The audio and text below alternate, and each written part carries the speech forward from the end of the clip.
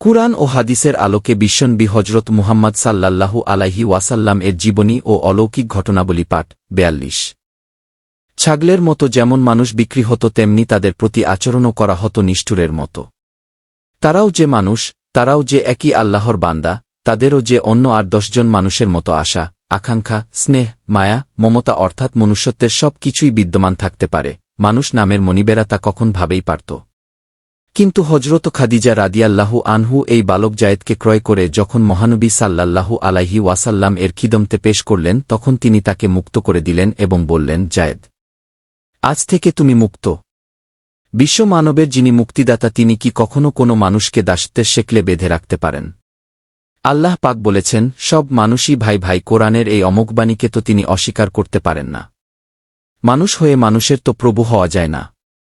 তাই প্রভু নয়, পিতা যেমন আপন সন্তানকে লালন করে তেমনি করে জায়েদকে তিনি লালন করতে লাগলেন। কিছুদিন পর জায়েদের পিতা হারিস এবং চাচা কাব জায়েদের খোঁজে এসে মহানবী হজরত মুহাম্মদ সাল্লাল্লাহু আলাইহি ওয়াসাল্লাম এর কাছে মুক্তিপণের বিনিময়ে তাদের সন্তানকে ফেরত চাইল।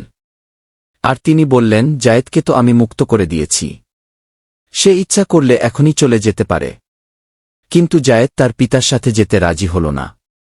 সে নবী করিম সাল্লাল্লাহু আলাইহি ওয়াসাল্লামকে বলল, আপনি আমার বাবা, আমি আপনার খিদমতেই থাকতে চাই, আমাকে এর থেকে বঞ্চিত করবেন না।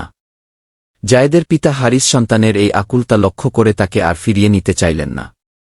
প্রিয় সন্তানকে রাসূল সাল্লাল্লাহু আলাইহি ওয়াসাল্লাম এর কাছে রেখে সন্তুষ্ট চিত্তে ফিরে গেলেন। আল্লাহর নবী সাল্লাল্লাহু আলাইহি ওয়াসাল্লাম ভাবলেন, জায়েদকে এভাবে রাখলে মানুষ তাকে কৃতদাসী ভাববে। তাই তিনি তখনই কাবা শরীফের প্রাঙ্গণে উপস্থিত হয়ে সমবেত কোরাইশ নেতাদের উদ্দেশ্য করে বললেন, সকলে সাক্ষী থাকো, এই জায়েদ আমার পুত্র। সাধারণ একটি কৃতদাসকে আপন সন্তানের মর্যাদা দেওয়া পৃথিবীর ইতিহাসে বিরল ঘটনা। পৃথিবীতে কোনো মানুষই ছোট নয়। পরিবেশ, পরিস্থিতি মানুষকে ছোট বড় করে। সুযোগ সুবিধা পেলে এরাও পৃথিবীতে সর্বোচ্চ স্থানে আরোহণ করতে পারে। এরও প্রমাণ যথেষ্ট আছে। এই জায়েদও একবার যুদ্ধ অভিযানে সেনাপতির দায়িত্ব সুচারুরূপে পালন করেছেন।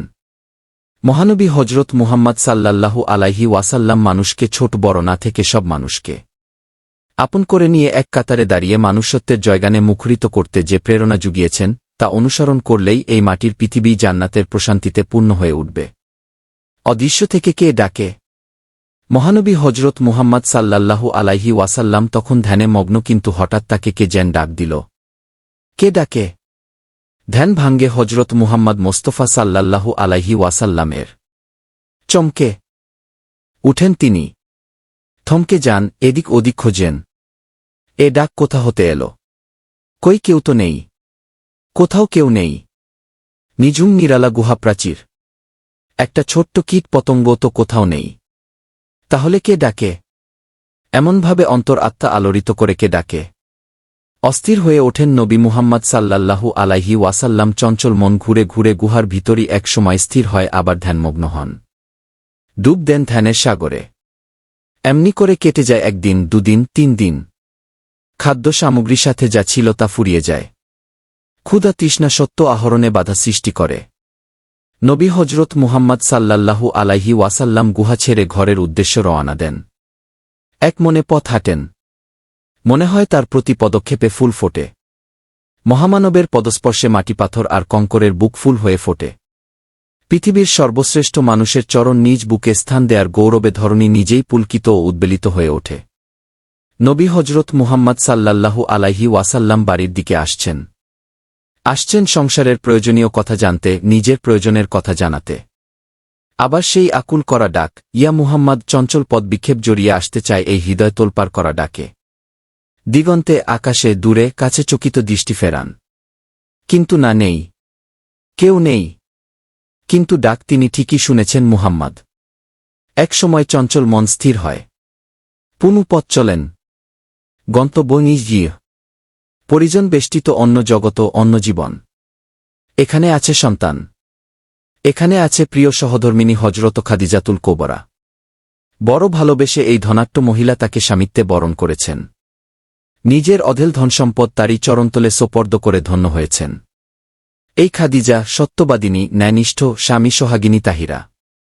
মহানবী হজরত মুহাম্মদ সাল্লাল্লাহু আলাইহি ওয়াসাল্লাম সংসার পেতেছেন 10 বছর হয়ে গেছে। এখন তার বয়স ৩৫ বছর পূর্ণ হতে চলল। বিয়ের পরে স্ত্রীর ব্যবসা যা তারই তরে উৎসর্গীকৃত হয়েছিল, আজ তা আরও বড়, আরও প্রাচুর্যময় হয়েছে। সংসারে সমৃদ্ধি এসেছে, সাথে সাথে এসেছে সন্তান। 2 ছেলে 3 মেয়ে। ছেলেরা বড় হবার আগেই মহান আল্লাহর সান্নিধ্যে চলে গেছে। মেয়েরা টলমল পায়ে একসময় হাঁটতে শিখেছে, বলতে শিখেছে। হজরত রাসূলে পাক সাল্লাল্লাহু আলাইহি ওয়াসাল্লাম বাড়িতে এসে সবার খোঁজ খবর নেন। কার কি প্রয়োজন তা জেনে নিয়ে পূরণ করেন। প্রতিবেশীর খোঁজ খবর নেন, তাদের প্রয়োজন সাধ্যমতো পূরণ করেন। তারপর আবার তিনি 4 দিনের খাবার বেঁধে নিয়ে হেরা গুহার উদ্দেশ্যে রওয়ানা দেন। হেরার চারিদিকে জনমানবশূন্য বিস্তীর্ণ প্রান্তর, শান্ত সমাহিত নিঃসীম নীলাকাশ, সূর্যের আলো, চাঁদের মায়াময় জ্যোতি, আকাশ জুড়ে কোটি তারার অপূর্ব সমাহার, মৃদুমন্দ বাতাসের হিল্লোল, সব কিছু নতুন এক উন্মাদনায় মেতে উঠে যখন নবী কারীম সাল্লাল্লাহু আলাইহি ওয়াসাল্লাম গুহায় প্রবেশ করেন তার অদেখা অজানা প্রিয়তমের সঙ্গলাভের আশায়। তিনি আবার ধ্যানমগ্ন হন। তার পিতামহ হজরত ইব্রাহিম আলাইহিস সাল্লাম যেভাবে তার প্রিয়তম মাবুদের ইবাদতে মশগুল হতেন, ঠিক তেমনি করে মুহাম্মদ তার হাবিবের সান্নিধ্য লাভের আশায় ব্যাকুল হতে লাগলেন।